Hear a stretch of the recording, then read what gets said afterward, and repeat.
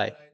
So in this section, we'll be looking at how to make a connection to Excel in Tableau. All right. So let's have a look at what we have in Excel. As you can see here, we have our Superstore sample data, XLXX. If you can see here, that's telling us that that's an Excel workbook. So what we have here is a sales data. As you can see here, each row of the data signifies a record, like a sales transaction made by a specific customer. So we'll look at how to connect this in Tableau. All right, so if we head over to Tableau now. All right, so we are now in Tableau. As you can see on the left hand side where it says connect, over here where it says to a file, here we have a list of local files that we can connect to. And the first one which is here is Microsoft Excel. If we click on that, you get this pop-up window allowing you to select the file you want to connect to. In our case now, we have that saved in here. So I'm going to pick it up here, Superstore sample data, and click on open. So that will just take a second.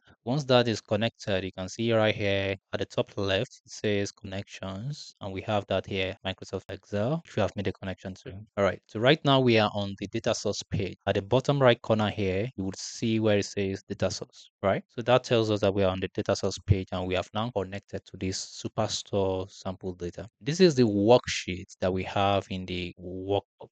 All right. So in any case, you can have more than one worksheet in a workbook. All right. You can have multiple worksheets in a worksheet in this Superstore sample data. All right. So you would see that we have the worksheet in this canvas and we can see a preview of the data we are going to Tableau. All right. So that's how you make a connection to Microsoft Excel in Tableau. All right. So in the next video, we'll be looking at how to make a connection to Google Sheets in Tableau. Catch you later.